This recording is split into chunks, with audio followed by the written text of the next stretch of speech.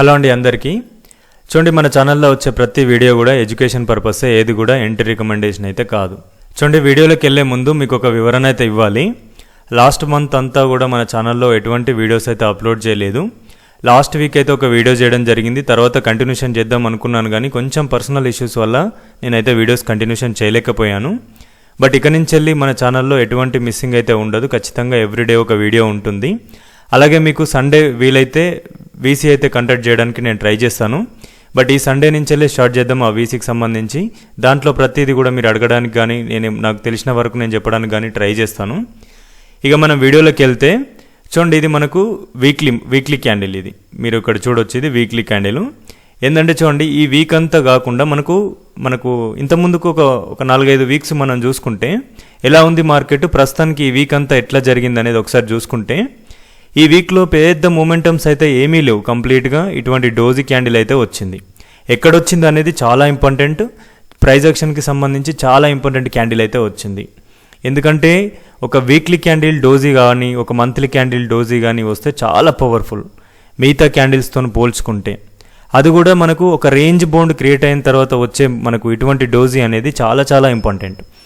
దీని తగ్గట్టు మనం న్యూస్ను కూడా ఫాలో చేసుకోగలిగితే మనకు మంచి మూమెంటమ్ని క్యాప్చర్ చేసుకునే అవకాశం అయితే ఉంటుంది. బట్ మెయిన్గా ఏంటంటే మనం ఒకసారి చూసుకుంటే ప్రీవియస్ మార్కెట్లో ఇవన్నీ కూడా ఒక జోన్ క్రియేట్ అయిపోయింది.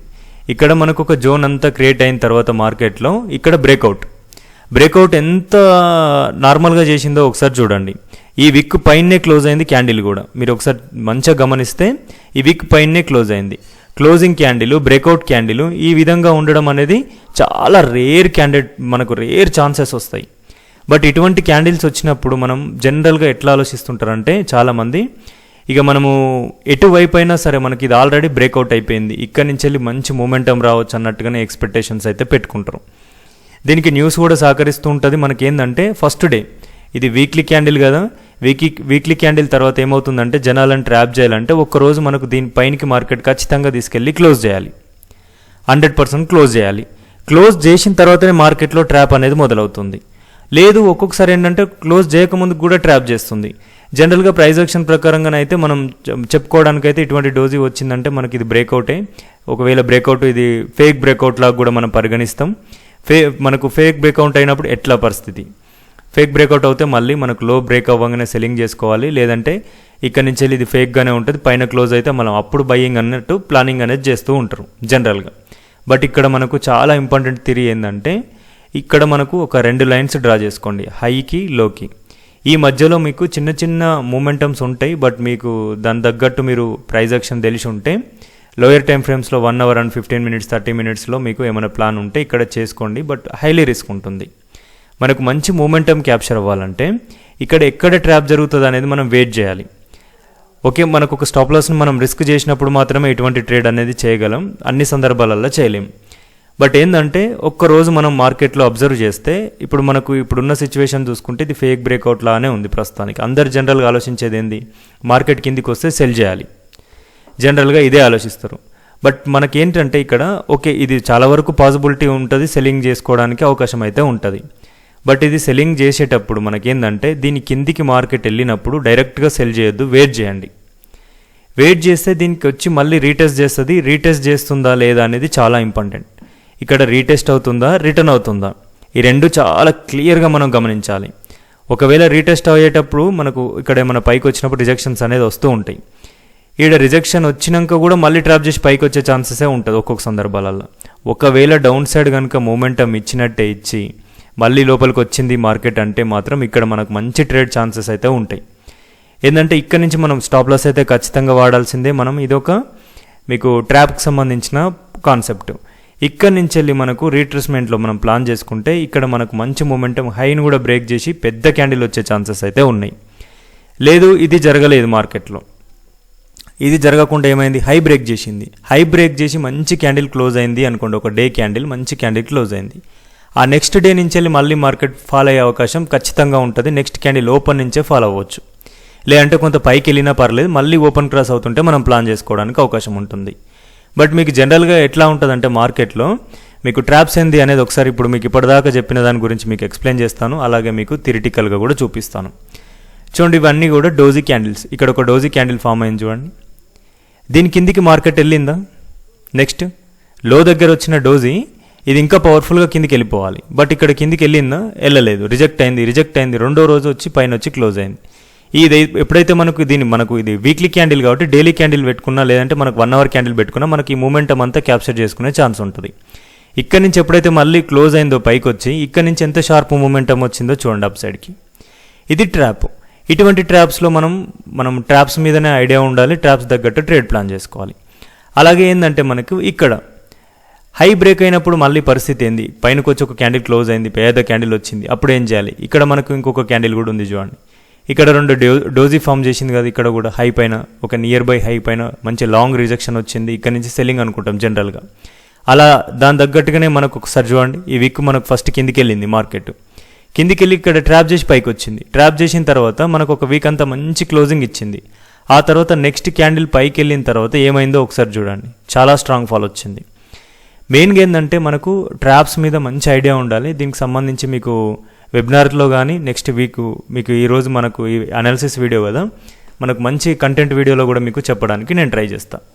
ఇక మనము మండే మార్కెట్కి అయితే జనరల్గా దీని మీదనే నేనైతే కాన్సన్ట్రేట్ చేస్తాను. దీనికి సంబంధించిన అప్డేట్సే మన ఛానల్లో మీకు ఇవ్వడానికి నేను ట్రై చేస్తాను. ఓకేనా? ఇక మనము జనరల్గా మాట్లాడుకుందాం, జనరల్ అనాలిసిస్కి వెళ్దాం. చూడండి, మండేకి మనం నార్మల్గా అనాలిసిస్ చూసుకున్నట్టయితే ప్రస్తుతానికైతే మన మార్కెట్లో ఒక చిన్న ట్రెండ్ లైన్ ఫామ్ చేసింది. దీన్ని బ్రేక్అవుట్ చేసి రీటెస్ట్ చేస్తుంది.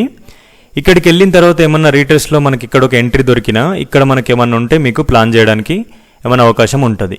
ఒకవేళ దీనికి సంబంధించి మనకు 1 అవర్ క్యాండిల్ గట్ల ఏమన్నా వస్తే మీకు మన టెలిగ్రామ్ ఛానల్లో అప్డేట్ అనేది ఇవ్వడం జరుగుతుంది, అలాగే వాట్సాప్ ఛానల్లో కూడా. లేదు ఇలా కాకుండా డైరెక్ట్ మార్కెట్ కిందికి వస్తే ఏం చేయొద్దు, ఖచ్చితంగా ఇక్కడ ట్రాప్ దగ్గరనే వెయిట్ చేద్దాం. ఎందుకంటే ఇక్కడ ఒక ప్లాన్ చేసుకున్న ఒక సకదనం ఉంది, కానీ ఇక్కడ మనం మధ్యలో తీసుకుంటే చాలా ఇబ్బంది పడతాం. కాబట్టి మళ్ళీ ఎప్పుడైతే మనకి ఈ డౌన్ సైడ్కి వస్తుందో ఇక్కడ ఒక ట్రాప్ దగ్గర వెయిట్ చేద్దాం. ఈ 2 క్యాండిల్స్ ఏంటంటే మీకు ఈ 2 లైన్స్ ఏంటంటే చేంజ్ చేయడం జరిగింది. మనకి క్యాండిల్కి సంబంధించిన హై అండ్ లో మీకు వీక్లీ గురించి చెప్పాను కదా, దానికి సంబంధించి. ఇక మళ్ళీ పైకి వెళ్తే ఇక్కడ ఒక స్ట్రాంగ్ లెవెల్గా మనకు ఫామ్ చేసింది కాబట్టి ఇక్కడ మంచి క్లోజింగ్ ఇచ్చిన తర్వాత మార్కెట్ స్ట్రాంగ్ ఫాల్ వచ్చింది. ఇక్కడ నుంచి మళ్ళీ కూడా ఫాల్ వచ్చే ఛాన్స్ ఉంది. మనకు మార్కెట్ పైకి వెళ్తే ఇక్కడ కూడా ఒక ట్రాప్ లెవెల్ ఉంది కాబట్టి ఇక్కడ కూడా ఒక ప్లాన్ చేద్దాం. ఒకవేళ అవకాశం దొరికితే దాన్ని బట్టి మన ప్రైస్ యాక్షన్ బట్టి మనకు దీని పైనకి వెళ్తుందా, లేదంటే ఇక్కడ రిజెక్షన్స్ వస్తాయా, మన ఎంట్రీస్ వస్తాయా చూసుకొని చేయాలి. ఇక ఈ మధ్యలో చేసుకునే వాళ్ళు ఎవరన్నా ఉంటే దాని తగ్గట్టు మీ స్కిల్ తగ్గట్టు స్కాల్పింగ్ లాంటివి ఏమైనా ఉంటే మీరు ప్లాన్ చేసుకోవచ్చు. మిగతా వాళ్ళు అయితే ఖచ్చితంగా అవాయిడ్ చేయడం మంచిది. ఓకేనా? ఇది మన మండే మార్కెట్ చూసుకుంటే దీనికి సంబంధించి న్యూస్లో కూడా ఏం అప్డేట్స్ ఉన్నాయి అనేది కూడా మీకు చివరిలో మీకు చెప్పడానికి నేను ట్రై చేస్తాను. బ్యాంక్ నిఫ్టీ చూడండి, బ్యాంక్ నిఫ్టీలో మనకు చాలా రోజుల నుంచి వెళ్ళి దీన్ని అవాయిడ్ చేయడమే జరుగుతుంది. బట్ దీంట్లో ఏంటంటే చూడండి, ఉంటే హై మూమెంటం అప్ సైడ్కి ఉంటుంది, ఫాలింగ్ మాత్రం చాలా తక్కువ సందర్భాలలోనే అవుతుంది. మనకు చాలా ఇబ్బంది పెడుతుంది మనకు ఫాల్ మార్కెట్లో బ్యాంకు నిఫ్టీ. హైకి వెళ్ళినప్పుడు మాత్రం చాలా స్పీడ్గా వెళ్తుంది, అదని ఏదో ఒక రోజు వెళ్తుంది, ఒక రోజు వెళ్ళట్లేదు. బట్ ఇది మనకు ఏంటంటే ఒక 10 days మార్కెట్లో 1 or 2 days మాత్రమే ఏదన్నా మూమెంటం ఉంటుంది. అందులో ఒక్కరోజు మాత్రమే అప్ సైడ్ వెళ్తుంది, మిగతా రోజు అంతా కూడా ఇది మొత్తం కంప్లీట్గా కన్సల్టేషన్సే ఉన్నాయి. దీంట్లో స్ట్రాటజీస్ బిల్డ్ చేసుకోవడానికి మంచి అవకాశం ఉంది. ప్రీమియమ్స్ కూడా హెవీగా ఉంటాయి, మనకు మంచి డీకే కూడా దీంట్లో హెల్ప్ అవుతుంది. కాబట్టి ఇది ఆప్షన్ సెల్లర్స్కి మంచి అవకాశం ఉంది బ్యాంక్ నిఫ్టీకి సంబంధించి.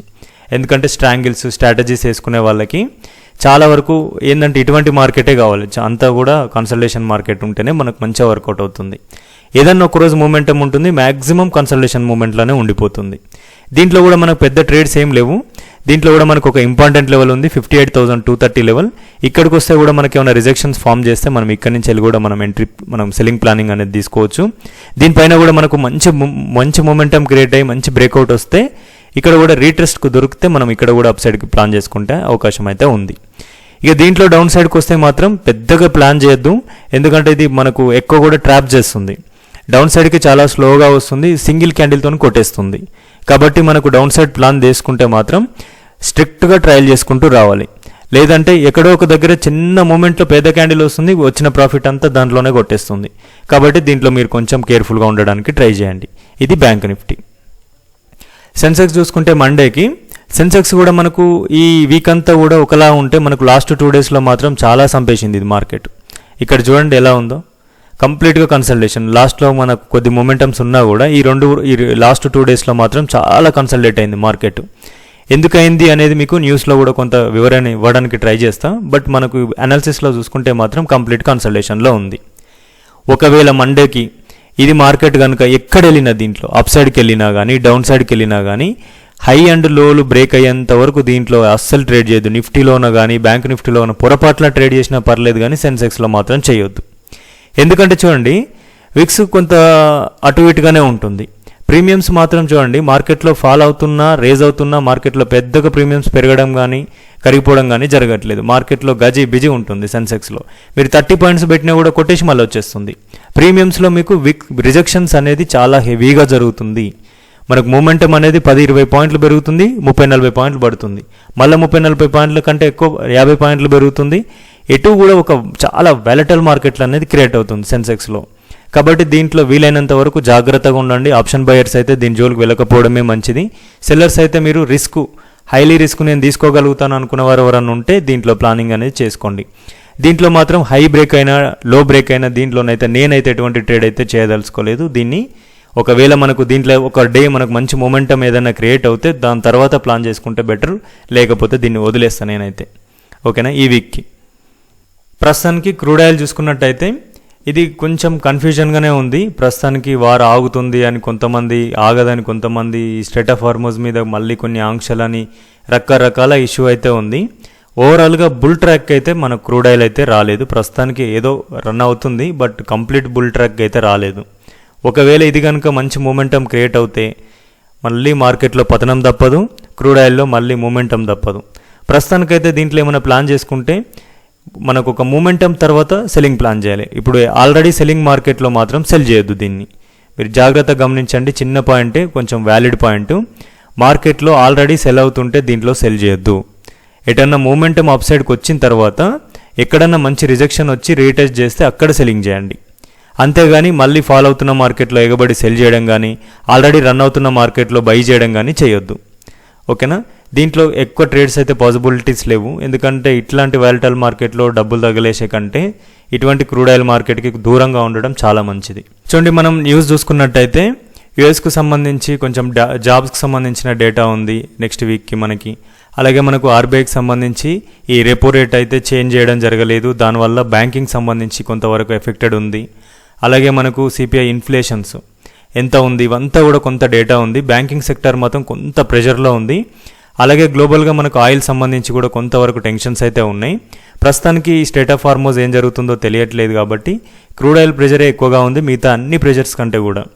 ఆల్రెడీ మనకు ఈ ఆర్బీఐ మనకు రెపో రేట్స్ సేమ్ ఉంచడం వల్ల కొంత బ్యాంకింగ్ సెక్టార్లో ప్రెషర్ అయితే క్రియేట్ అవుతుంది. దీనికి సంబంధించిన డేటాస్ ఎక్కువగా ఉంటాయి. మీకు మండే మార్నింగే మీకు దీనికి సంబంధించిన ప్రతి డేటా కూడా మీకు క్లియర్గా అనాలిసిస్ చేసి చెప్తాను. కొంతవరకు మనం గమనించిన కాడికైతే మీకు ఎక్స్ప్లెయిన్ చేయడానికి ట్రై చేసిన, ఇప్పటికే లెంత్ ఎక్కువైందని చెప్పేసి న్యూస్ అయితే షార్ట్ కట్లో చెప్పాను. ఇక మీకు వీలైతే మంచిగా చెప్పండి, ఎక్స్ప్లెయిన్ చేయండి అంటే మాత్రం నెక్స్ట్ వీక్ నుంచి మీకు కంప్లీట్గా మంచి న్యూస్ అనాలిసిస్ కూడా క్లియర్గా చెప్పడానికి ట్రై చేస్తాను. ఈ వీడియోలో మాత్రం ఇంతే అండి. నచ్చితే మాత్రం లైక్ చేయండి, కొత్త వాళ్ళైతే సబ్స్క్రైబ్ చేయండి. మీకు అప్డేట్స్ ఇవన్నీ ఇన్ఫర్మేషన్స్ అన్నీ కావాలంటే WhatsApp channel, Telegram channel link అయితే ఉంది, మీరు వీలైతే జాయిన్ అవ్వండి. ఓకేనండి. థ్యాంక్ యూ అండి. Thank you so much.